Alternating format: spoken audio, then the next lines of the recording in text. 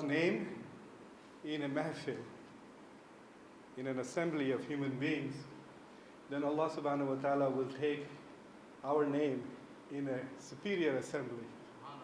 So if all of us today are remembering Allah subhanahu wa ta'ala and taking His name, then He is taking our name in front of His assembly. That would be the assembly of angels, inshallah. So I'm going to essentially give you two short talks, and I'll try to stay within the time limit that I've given. The first talk is to address about the challenges that Muslims are facing worldwide today. And the first thing that I want to tell you is the good news is that being a Muslim, you will face challenges. Allah subhanahu wa ta'ala has not just created us for fun. He has created us to test us. Some people He tests by exposing them to negative challenges, and others He tests by giving them abundance, and He tests us by seeing what we do for others. There used to be a Sufi who used to sit on a mountain and do zikr for Allah subhanahu wa ta'ala all the time. Whenever he felt hungry, a fruit would fall and he would eat it, and whenever he was thirsty, a rock would crack and water would come out and he would drink, and it went on for about 20 years like that. Except the coat he was wearing became very old, and so he wanted to buy a new coat, so he went down to the village. And he was horrified by what was going on in the village. There were movies, there were theaters, people were distracted. He was so horrified by the things that were happening, especially violence in the name of God, terrorism, wars, that he forgot about his coat and he started running up the mountain and saying, Ya Allah, do you see what happened in this world? The dunya is going to dogs. And Ya Allah, what are you doing? And he keeps climbing up the mountain back to his heaven screaming, what are you doing? What are you doing? Why aren't you responding to this crisis in the world? And Allah subhanahu wa ta'ala said, I already did.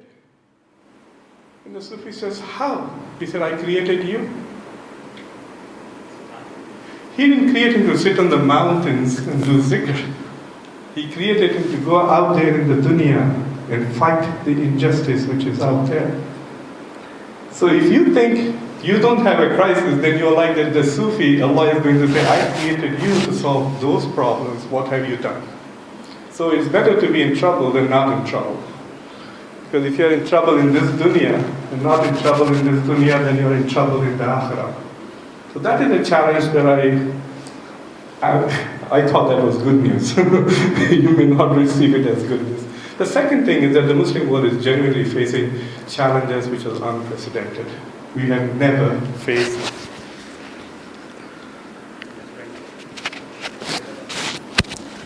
never faced challenges like this before.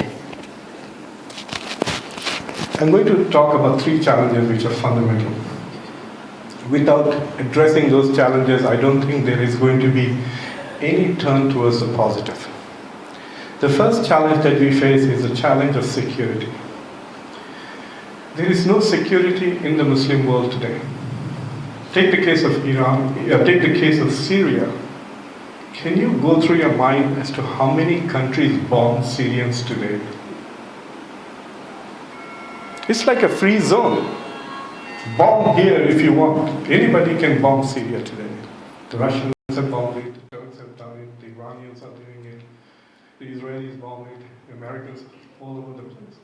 There is no, the list of people who are not involved in perpetrating violence in Syria and on Syrians is much shorter. If you look at many parts of the Muslim world, Islam and Islamic heritage and identity is being erased. What happened in Kashmir recently is the elimination of a state, the only state in India which was Muslim majority. Now it does not exist as a state. This is just the beginning. There are new laws that are being passed which will declare Muslims who have lived in India for thousands of years as potentially non-citizens, and they will be put away in camps. There is no security for Muslims in the Muslim world itself. Look at what is happening in Yemen, what is happening to the Palestinians, etc. Muslims are not safe, and Muslims are not safe from Muslims themselves. Who is bombing Yemen? These are Muslims. So the challenge that we face is lack of security. We are not safe in this world. And until Muslims become physically safe, they will not be able to do anything else. Imagine if you are a rich person, but you feel insecure about your money. You are not going to invest that in any good activity. You're going to hide it and sit on it. And that is what insecurity does. If you are not safe, there is no development. There is a need for critical thinking in the Muslim world so that we bring about reforms. Reforms in our society, reforms in our institutions, reforms even in the way that we think and practice our deen. And we will not be able to do that if we don't feel safe. So the first challenge is that of safety and security. Can we do it? The second challenge that Muslims face is the challenge of governance. We don't know how to govern.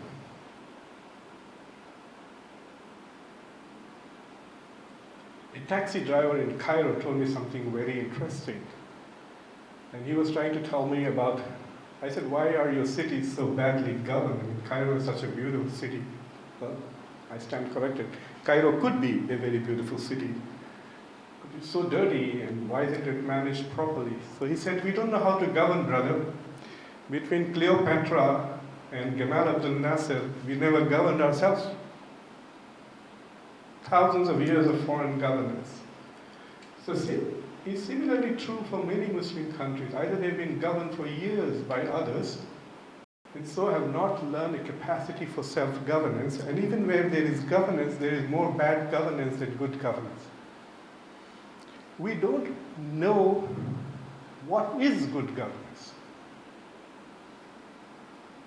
So for example, when Muhammad Mursi, may God forgive his sins, became president of Egypt, there was such great talk about how he was Hafiz al-Quran and prayed 5 times a day. But no one ever talked about his experience in governance. And even now, no one talks about his achievements of governance. We are always talking about, oh, he's so-and-so's child, or he comes from this tariqa, or he has this nisba, he has this heritage, etc. All that is immaterial if you can't deliver public services. As simple as that. Good governance is about providing public services. If your government cannot provide you public service, can't keep the light burning, can't keep the roads clear, can't manage your traffic, it's bad governance. People should feel safe and then be able to invest in creativity. This is a very simple thing, but apparently very difficult to achieve in the Muslim world. There are a few countries where there is reasonably good governance, like Malaysia and Turkey, and you can see it as soon as you land in those countries. But the rest of the world is very difficult, especially in many Muslim countries are badly governed. There is corruption, violation of amana. And let me tell you this one thing. Anytime a government starts talking about their religious credentials and their religious achievements, it means they have no good governance achievements. I pray that Narendra Modi's government in India delivers good governance, because if he can't deliver a good economy, the only reason why he will be elected is because he's tough on Muslims. Failure to provide good governance results in other symbolic and religious activities. So either he wins by providing a great economy, or he wins by killing Muslims. This is true of everybody. So in the Muslim world, when people talk about religion as a way, I built a big mosque, I've done this, I've done that, which means they've not done the basic fundamental things. They want you to ignore that and at least acknowledge that he's built a big mosque.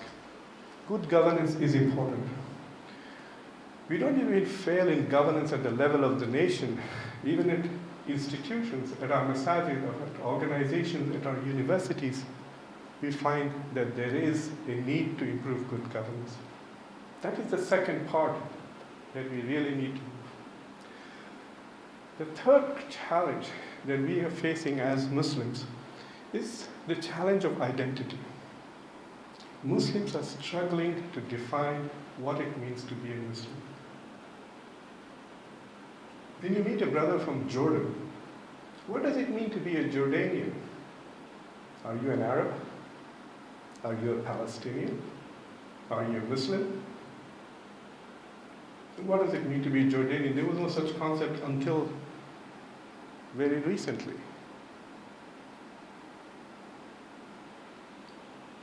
If you were born in Bangladesh, until 1942 you were fighting for India's independence. Quit India movement was the most important thing that Bengali Muslims were participating in. And then later on they were fighting for the independence of Pakistan. And then a few decades later they were fighting for independence against Pakistan. Without any movement, geographical, physical, intellectual or theological, their identity changed from being an Indian to a Pakistani to a Bangladeshi. So we are struggling to reconstruct what our identity really is in the modern world. Because identities are important because they encapsulate our values.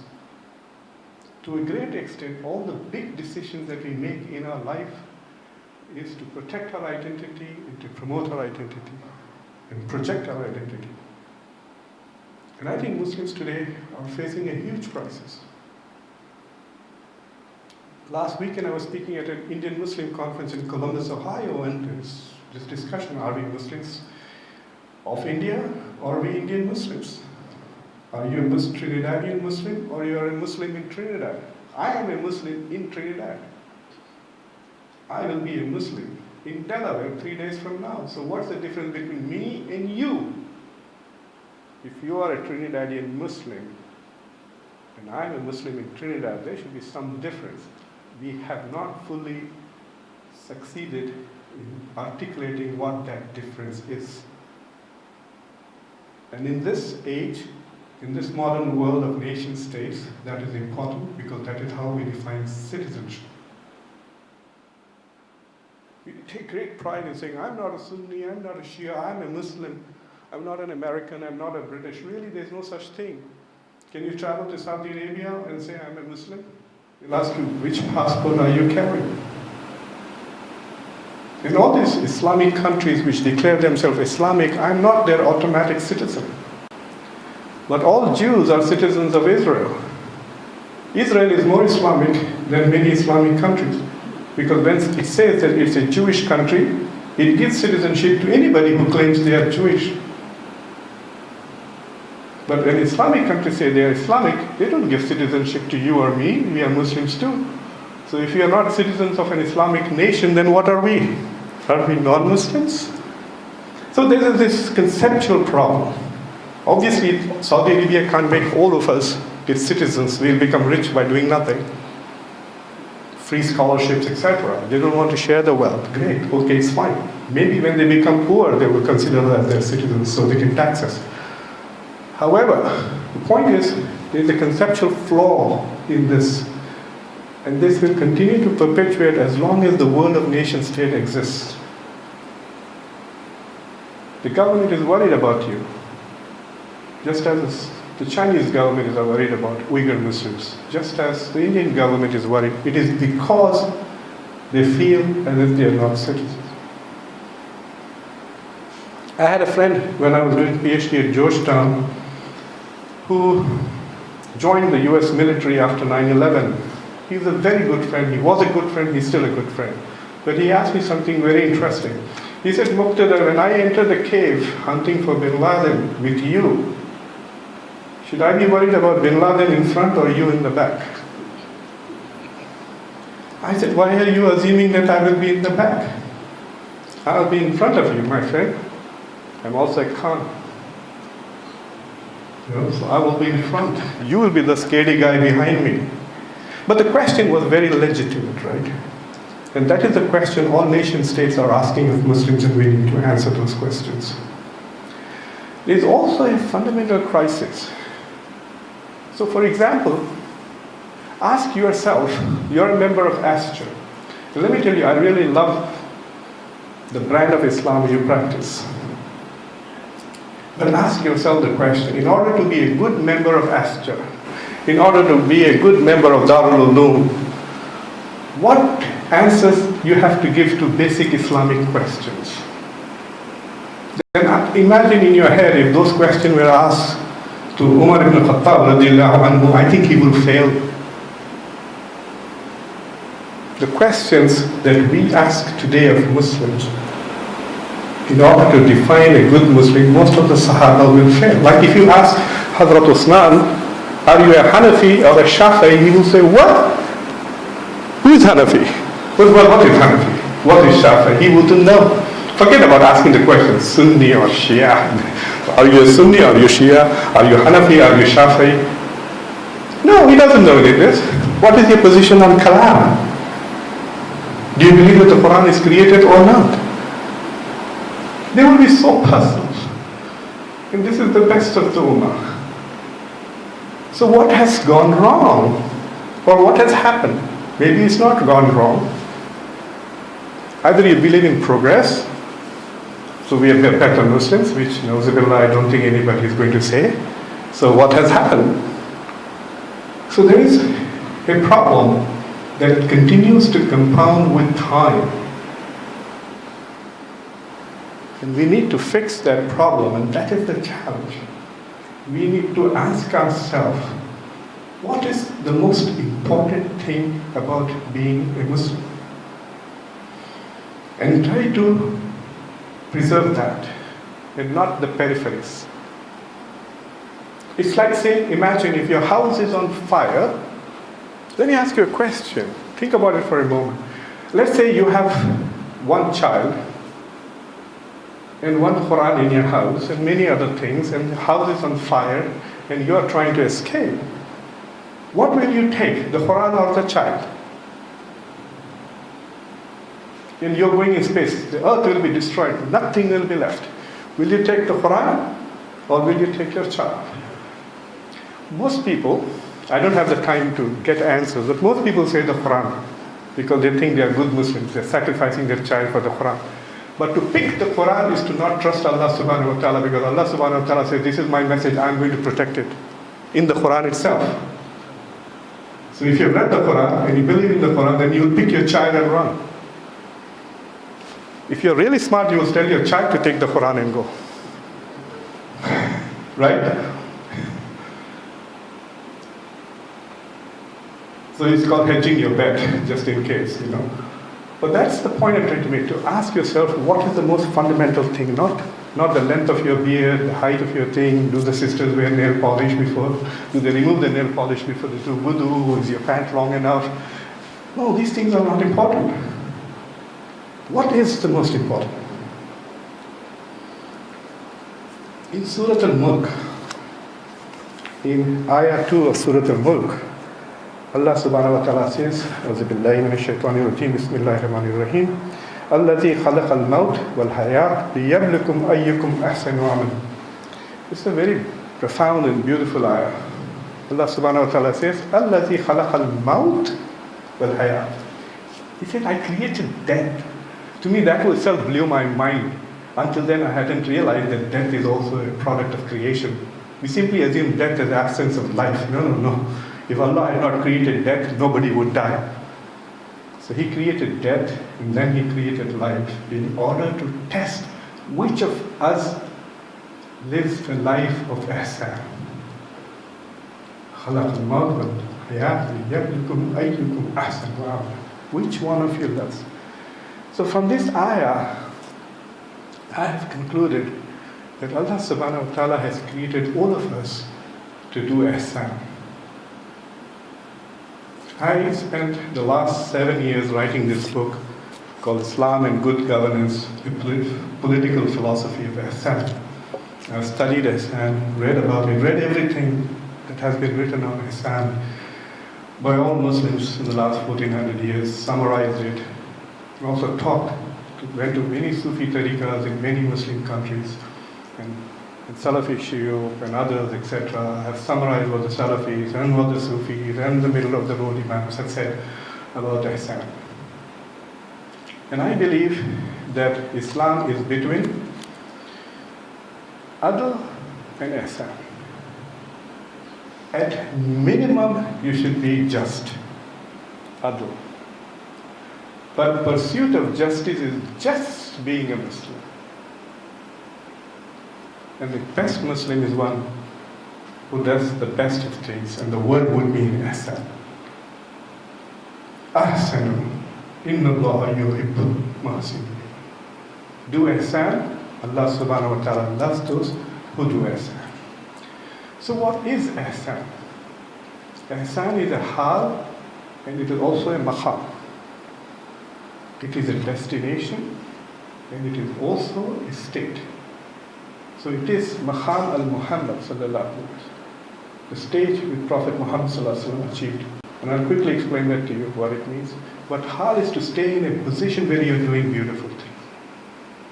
In this famous hadith of Jibreel, where Jibreel alayhi salam comes to Prophet Muhammad sallallahu alaihi wasallam and asks him 5 questions. 2 of them are about Qiyamah. The first one is about Mal Islam, Akhbarni an Islam, what is Islam? The second one is about Iman, and the third one is about Ihsan.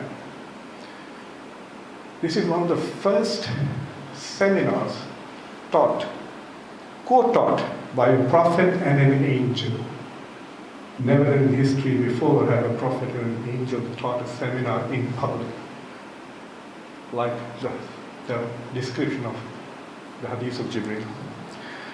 When Jibreel asks Prophet Muhammad sallallahu alaihi wasallam, what is ihsan? He says, "An ta'budu Allah ka'annaka tarahu, falam takun tarahu innahu yarak." He's saying that what is ihsan? So ihsan is to worship Allah subhanahu wa ta'ala as if you see Him, and if you cannot see Him, then know that He sees you.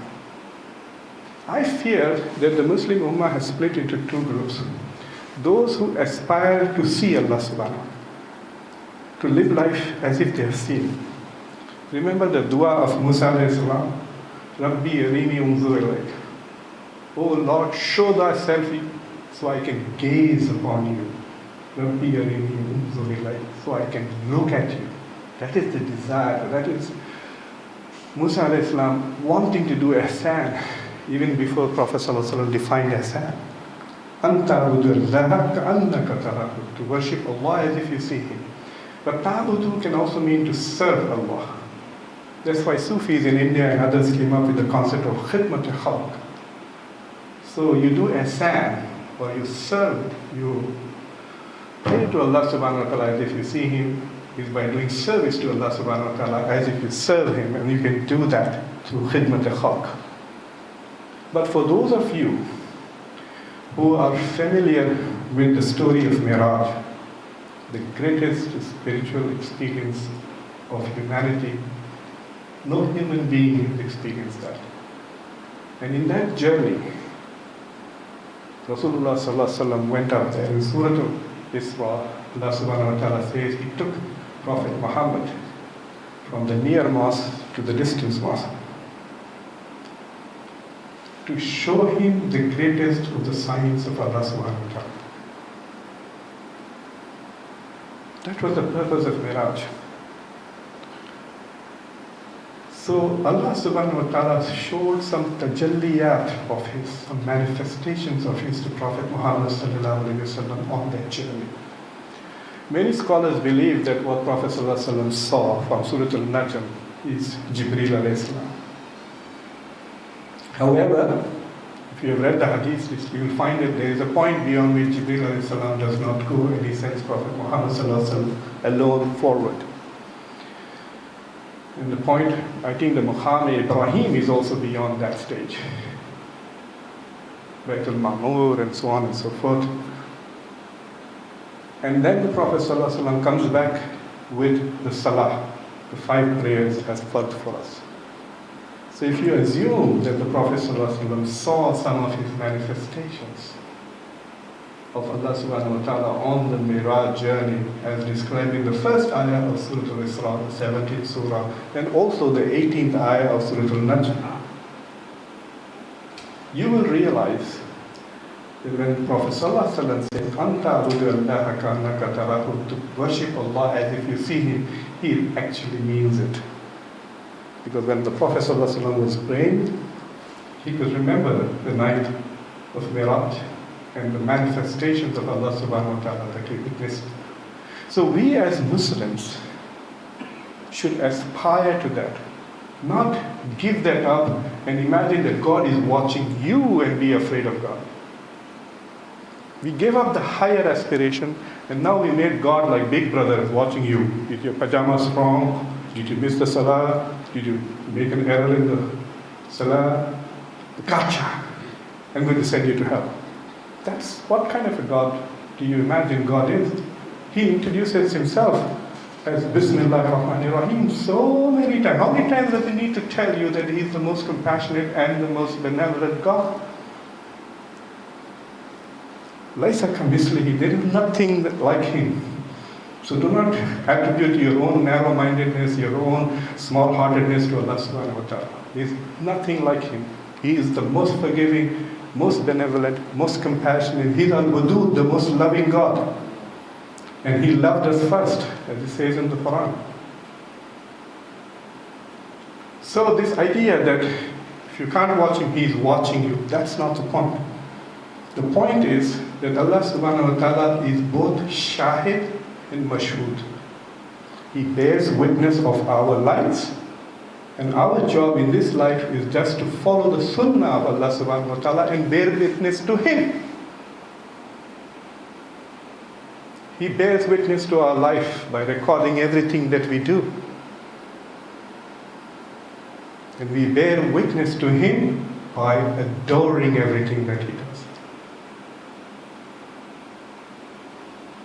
We also are both shahid and mashhud. We are also the witnessed and the witnesser. That is the purpose of life, to bear witness to Allah subhanahu wa ta'ala. So the real purpose of life is this: to live life as if you have made eye contact with Allah subhanahu wa ta'ala. I pray to Allah subhanahu wa ta'ala that He allows all of us to understand the meaning of the term Ihsan.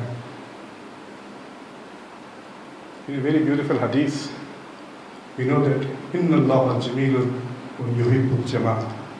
Allah subhanahu wa ta'ala is beautiful. He loves beauty.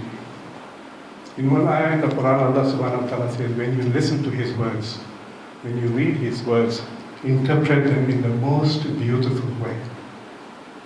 So I pray to Allah subhanahu wa ta'ala that He gives us all an opportunity to live life so beautifully that we don't inspire anger, hatred in others, but admiration and a desire to emulate us. There is nothing more beautiful. Allah subhanahu wa ta'ala's husn is greater than anything that we can imagine as beauty. Some scholars believe that the purpose of Jannah is not to hunt for 72 virgins or rivers and fruits. We have most of it on earth. What is most beautiful is to listen to Rahman, recite Rahman, to be one with Allah subhanahu wa ta'ala. That is the heart. When you are with Allah, nothing exists. And I pray to Allah subhanahu wa ta'ala that at least for a fleeting moment in our lives, we achieve the hal of Ihsan.